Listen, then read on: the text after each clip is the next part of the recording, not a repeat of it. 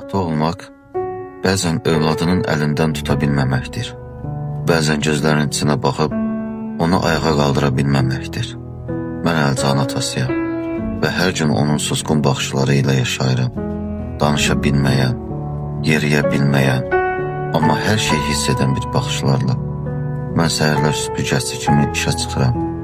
Şəhərin yollarını təmizləyirəm. Amma içimdə elə bir ağrı var ki, heç bir süpürgə onu silə bilmir.